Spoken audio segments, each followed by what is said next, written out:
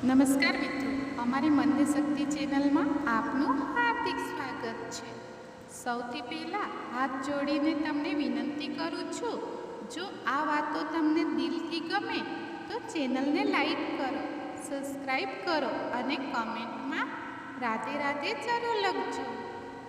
ચાલો હવે દિલની વાત કરીએ. દર્શક મિત્રો, એક સવાલ આપણા બધાના મનમાં ક્યારેક ને ક્યારેક જરૂર આવે છે.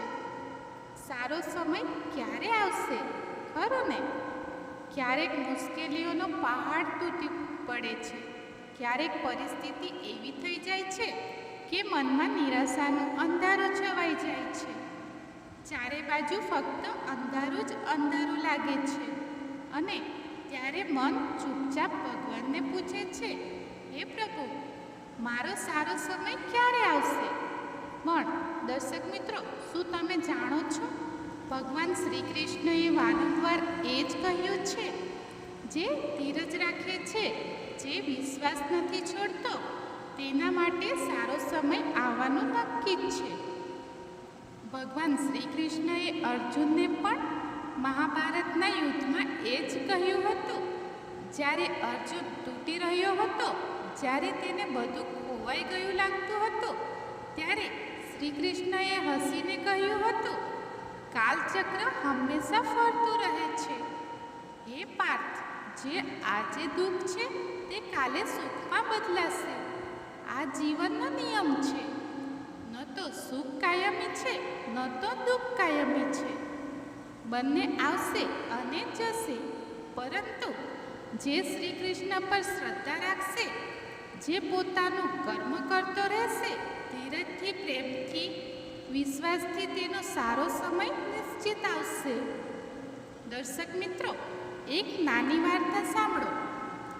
ઘણા પ્રાચીન સમયની વાત છે. એક ગરીબ બ્રાહ્મણ હતો. તેનું નામ હતું દેવદત્ત. દેવદત્ત ખૂબ જ ઈમાનદાર, શ્રદ્ધાળુ અને મહેનતુ હતો. પરંતુ ભગવાને તેને વારંવાર મુશ્કેલીઓમાં નાખ્યો. ક્યારેક ભોજન ન મળે, ક્યારેક બીમારી ઘેરી લે, ક્યારેક અપમાન સહન કરવું પડે. લોકો તેની મજાક ઉડાવતા, કહેતા, અરે, તારો ભગવાન તને જોતો પણ નથી, છોડ આ પૂજાપાઠ. પરંતુ દેવદત્ત હસતો અને કહેતો, ભગવાન બધું જોઈ રહ્યા છે. મારો સારો સમય આવશે. હું ફક્ત તમારો ધર્મ નિભાવીશ. અને ખરેખર એક દિવસ ગામમાં ભયંકર દુષ્કાળ પડ્યો. બધા લોકો પરેશાન હતા, પરંતુ દેવદત્તના આંગણામાં ભગવાનનો ચમત્કાર થયો. એક સાધુ ત્યાં આવ્યા. પ્રસન્ન થઈને દેવદત્તને એવું બીજ આપ્યું જે થોડા પાણીથી પણ ફળી ફૂલી શકતું હતું. દેવદત્તનું ખેતર હળિયાળું થઈ ગયું. જ્યારે બધા દુષ્કાળથી ઝઝૂમી રહ્યા હતા, તે જ દેવદત્ત, જેને લોકો તાણા મારતા હતા, તે ગામનો રક્ષક બની ગયો. લોકો દોડીને તેના ઘરે આવ્યા, માફી માંગવા લાગ્યા.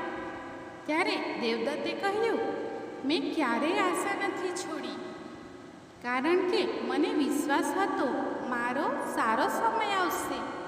અને મિત્રો, આ જ છે ભગવાન શ્રી કૃષ્ણની શીખવેલી વાત. કર્મ કરતા રહો, ફળની ચિંતા ન કરો. યાદ રાખો, જે સારા સમયની રાહ જુએ છે તેને સારો સમય જરૂર મળે છે. પરંતુ જે વચ્ચે રસ્તે હાર માની લે છે, જે ભગવાન પરથી વિશ્વાસ ઉઠાવી લે છે, તે પોતાની જીતથી દૂર થઈ જાય છે. શ્રી કૃષ્ણએ ગીતામાં સ્પષ્ટ કહ્યું છે, મામેકના શરણમાં વ્રજ, એટલે ફક્ત મારી શરણમાં આવો. હું તમારા બધા પાપોને હરી લઈશ, તમને મુક્ત કરીશ. તો દર્શક મિત્રો, જ્યારે પણ જીવનમાં મુશ્કેલ સમય આવે, જ્યારે લાગે કે બધા રસ્તા બંધ થઈ ગયા છે, ત્યારે ફક્ત આંખો બંધ કરી લો અને દિલથી પોકારો, હે શ્રી કૃષ્ણ, હું તારી શરણમાં છું. તમે જોશો, પછી એવો અદ્ભુત ચમત્કાર થશે જે તમારી કલ્પનાથી પણ પરે હશે. એક બીજી વાર્તા સાંભળો. મહાભારતના સમયે દ્રૌપદીનું ચીરહરણ થઈ રહ્યું હતું. દ્રૌપદીએ પહેલાં પોતાના બળ પર, પછી પોતાના પતિઓ પર ભરોસો કર્યો. પરંતુ જ્યારે બધી બાજુથી હારી ગઈ ત્યારે તેણે બંને હાથ ઊંચા કરીને પોકાર્યું, હે કૃષ્ણ, હવે તારે જ આવવું પડશે. અને તે જ પણે શ્રી કૃષ્ણએ પોતાની માયાથી તેનું ચીર વધારી દીધું. દુશાસન ખેંચતો રહ્યો, થાકી ગયો, પરંતુ દ્રૌપદીની લાજ બચી ગઈ. આ શું શીખવે છે? આ શીખવે છે કે જ્યારે આપણે પૂરી નિષ્ઠાથી બીજા કોઈ શંકાએ ભગવાનને પોકારીએ છીએ ત્યારે તેઓ દોડીને આવે છે. આપણો સારો સમય શરૂ થાય છે. તે જ પરથી જ્યારે આપણે શ્રી કૃષ્ણને આપણા જીવનની ડોર સોંપી દઈએ છીએ. મિત્રો, જો આજે તમારો સમય મુશ્કેલ છે, જો તમને લાગે છે કે રસ્તા ખતમ થઈ રહ્યા છે, તો યાદ રાખો, હજુ શ્રી કૃષ્ણ તમારા માટે કંઈક સારું બનાવી રહ્યો છે. હજુ તમારો સંઘર્ષ, તમારી તપસ્યા, તમારી આસ્થા બધું એક સુંદર ભવિષ્ય ઘડી રહ્યું છે. ભગવાને કહ્યું, જે મારામાં અટૂટ શ્રદ્ધા રાખે છે તેને હું ક્યારેય પડવા નથી દેતો. મારા પ્યારા ભાઈઓ અને બહેનો, જ્યારે આગલી વખત દિલ ઉદાસ થાય, આંખો ભરાઈ આવે તો હસી દેજો, કારણ કે સારો સમય બસ આવવાનો જ છે. પોતાના દિલને કહી દેજો, જય શ્રી કૃષ્ણ, મારો સમય આવશે. અને મિત્રો, હું તમને દિલથી કહું છું, જો આ વાતો તમારા દિલમાં થોડી પણ આશા જગાડી રહી હોય તો આ વિડીયોને લાઈક કરો, ચેનલને સબસ્ક્રાઈબ કરો, જેથી આવા પ્રેરણાદાયી વિચારોનો પ્રવાહ ચાલુ રહે. અને હા, કમેન્ટમાં રાધે રાધે લખીને તમારો પ્રેમ જરૂર વ્યક્ત કરો, કારણ કે જ્યારે આપણે બધા મળીને કૃષ્ણ પ્રેમમાં જોડાઈએ છીએ તો જીવન પણ મધુર બની જાય છે. અને સમય પણ હવે જરા વિચારો, જો અર્જુને શ્રી કૃષ્ણ પર વિશ્વાસ ન કર્યો હોત તો શું તે મહાભારત જીતી શકત? જો દ્રૌપદીએ અંતિમ ક્ષણે હાર માની લીધી હોત તો શું તેની લાજ બચી હોત? ના, ખરું ને? તો પછી આપણે શા માટે હાર માનીએ? આપણે પણ શ્રી કૃષ્ણના બાળકો છીએ. આપણે પણ તે જ પ્રેમ છે, તે જ શક્તિ આપણી અંદર લઈને જ ચાલીએ છીએ. આપણે ફક્ત વિશ્વાસ રાખવાનો છે. મારો સારો સમય આવશે. અને જ્યારે તે આવશે મિત્રો, ત્યારે તમે જ કહેશો, જય હો શ્રી કૃષ્ણની. જે પણ થયું તે મારા ભલા માટે થયું. તો આજથી પોતાની જાત સાથે વચન લો, કોઈ પણ દુઃખ, કોઈ પણ મુશ્કેલી, કોઈ પણ અડચણ મને મારા વિશ્વાસથી દગાવી શકશે નહીં. હું શ્રી કૃષ્ણ પર પૂરો ભરોસો રાખીશ, કારણ કે મારો સારો સમય બસ આવવાનો જ છે. હવે એક નાની વાત, શ્રી કૃષ્ણએ ગીતામાં કહ્યું હતું, સુખ, દુઃખ, લાભ, નુકસાન, જય, પરાજય બધાને સમાન ભાવે જોવો. પછી જે થશે તે તમારા હિતમાં જ થશે. દર્શક મિત્રો, જ્યારે આપણે દિલથી શ્રી કૃષ્ણનું નામ લઈએ છીએ તો તે જ ક્ષણે આપણી અંદરનું અંધારું દૂર થવા લાગે છે, કારણ કે કૃષ્ણનું નામ ફક્ત શબ્દ નથી, તે તો એક ઊર્જા છે, આશીર્વાદ છે, જે આપણા જીવનની બધી અડચણોને ચૂપચાપ કાપી નાખે છે. તો આજે જ્યારે આપણે સમજી રહ્યા છીએ કે સારો સમય જરૂર આવશે, તો એ પણ સમજવું જરૂરી છે કે જ્યાં સુધી તે સારો સમય ન આવે ત્યાં સુધી આપણે કેવી રીતે જીવવું, કેવી રીતે હસવું, કેવી રીતે ભગવાન પર ભરોસો જાળવી રાખવો. શ્રી કૃષ્ણએ ગીતામાં અર્જુનને કહ્યું હતું, હે અર્જુન, તું તારું કર્મ કર અને જે પણ પરિણામ આવે તેને મારો પ્રસાદ સમજીને સ્વીકાર.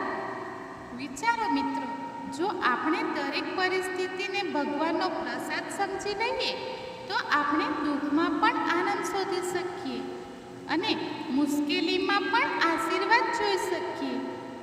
એક બીજી વાર્તા સાંભળો જે દિલને ખૂબ ઊંડાણથી સ્પર્શે છે. એક ગામમાં એક ખેડૂત હતો. ખૂબ જ મહેનતુ. સવારથી સાંજ સુધી ખેતરમાં કામ કરતો. પરંતુ એક વર્ષ વરસાદ જ ના થયો. પાક સુકાઈ ગયો. ઘરમાં ખાવાનું પણ કશું ન રહ્યું. છતાં ખેડૂત રોજ સવારે ઉઠીને શ્રી કૃષ્ણના મંદિરે જતો, ઘંટડી વગાડતો અને કહેતો, હે નંદલાલ, આજે પણ હું તારો આભાર માનું છું. ગામના લોકો આશ્ચર્યચકિત થઈને પૂછતા, તારું બધું ગયું, તું કઈ વાતનો આભાર માને છે? ખેડૂત હસીને કહેતો, જે ગયું તે પણ ભગવાનનું હતું, જે બચ્યું છે તે પણ તેનું છે અને જે આવશે તે પણ તે જ આપશે. હું શા માટે ચિંતા કરું? મિત્રો, આવો વિશ્વાસ, આવી શ્રદ્ધા જો આપણી અંદર આવી જાય તો પછી કોઈ પણ મુશ્કેલી આપણને હલાવી શકે નહીં. યાદ રાખો, ભગવાન ક્યારેય મોડું કરી શકે છે પરંતુ અંધેર નથી કરતા. જે સાચા દિલથી પોકારે છે, જે સાચા દિલથી રાહ જુએ છે, તેની જોડી એક દિવસ એટલી ભરી દે છે કે તે પોતે આશ્ચર્યચકિત થઈ જાય છે. શ્રી કૃષ્ણએ કહ્યું હતું, અનન્ય ભાવથી જે મારી ભક્તિ કરે છે તેનો યોગ અને ક્ષેમ હું જાતે સંભાળું છું. એટલે જ્યાં તમારી સમજણ ખતમ થાય છે ત્યાંથી શ્રી કૃષ્ણની કૃપા શરૂ થાય છે. જ્યાં તમારા હાથ ખાલી થઈ જાય છે ત્યાંથી શ્રી કૃષ્ણ તેમની જોડી ભરવાનું શરૂ કરે છે. તો મારા પ્યારા સાથીઓ, જો આજે જે જીવનમાં કંઈ ખાલી છે, કંઈ અધૂરું છે, તો ગભરાશો નહીં. આ ખાલીપણું ભગવાનની યોજનાનો ભાગ છે. તેઓ તમને કંઈક મોટું આપવાના છે. તમને એવી ઊંચાઈ પર લઈ જવાના છે જ્યાંથી તમે પાછળ જોશો અને કહેશો, ધન્ય છે તે મુશ્કેલીઓ જેમણે મને અહીં સુધી પહોંચાડ્યો. હવે એક ક્ષણ માટે વિચારો, જો ધોધમાર વરસાદ ન હોય તો બીજ કેવી રીતે ફૂટશે? જો તડકો ન હોય તો વૃક્ષ કેવી રીતે મજબૂત બનશે? તેવી જ રીતે આપણા જીવનમાં પણ જ્યારે આંધીઓ આવે છે, જ્યારે તોફાનો ઊભા થાય છે, તો તે આપણને તોડવા નથી આવતા પરંતુ આપણને મજબૂત બનાવવા આવે છે. શ્રી કૃષ્ણએ તો શીખવ્યું છે, હે અર્જુન, તું યોદ્ધા છે. તારી રણભૂમિમાં ઊભા રહેવાનું છે. તારું કામ છે યુદ્ધ કરવું. વિજય મારી કૃપાથી થશે. તો મિત્રો, જ્યારે તમારું જીવન રણભૂમિ બની જાય, જ્યારે ચારે બાજુથી પડકારો ઘેરી લે, તો હસો અને શ્રી કૃષ્ણનું સ્મરણ કરો. કારણ કે તમારા યુદ્ધની જીત શ્રી કૃષ્ણએ પહેલેથી જ નક્કી કરી રાખી છે. તમારું કામ ફક્ત લડતા રહેવાનું છે. હિંમતથી, શ્રદ્ધાથી હું તમારી સાથે એક નાની વાત શેર કરવા માંગુ છું, જે કદાચ તમારા દિલને સ્પર્શી જશે. ક્યારેક આપણને લાગે છે કે ભગવાન આપની સાંભળતા નથી. આપણે એટલી પ્રાર્થના કરી, એટલું રડ્યા, એટલું માંગ્યું, છતાં આપણી સમસ્યા હલ ન થઈ. પરંતુ દર્શક મિત્રો, શું તમે ક્યારેય વિચાર્યું છે કે કદાચ ભગવાન આપણા માટે કંઈક વધુને તૈયારીઓ કરી રહ્યા હોય છે?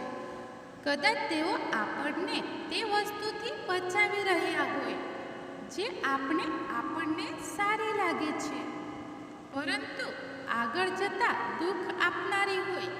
તેથી શ્રી કૃષ્ણ કહે છે, મને જે સારું લાગશે તે જ હું તમને આપીશ. તો વિશ્વાસ રાખો, જો કોઈ ઈચ્છા પૂરી નથી થઈ રહી તો સમજી લો, કાં તો સમય યોગ્ય નથી, કાં તો ઈચ્છા યોગ્ય નથી. પરંતુ તમારી મહેનત, તમારી ભક્તિ, તમારી પ્રાર્થના આ બધું એક એક કરીને ભગવાનના ખજાનામાં જમા થઈ રહ્યું છે. અને એક દિવસ જ્યારે તે ખજાનો ભરાઈ જશે તો એવી કૃપાની વર્ષા થશે કે તમે જ કહેશો કે પ્રભુ, તે તો મારા સપનાઓથી પણ વધુ આપ્યું છે. અને ત્યારે તમારા જીવનમાં તે દિવસ આવશે જેની તમે વર્ષોથી રાહ જોઈ હતી. ત્યારે તમે જાણી જશો કે સારો સમય ફક્ત સપનું નહોતું, પરંતુ તે તો નક્કી હતું. બસ થોડી ધીરજની જરૂર હતી, થોડા વિશ્વાસની જરૂર હતી.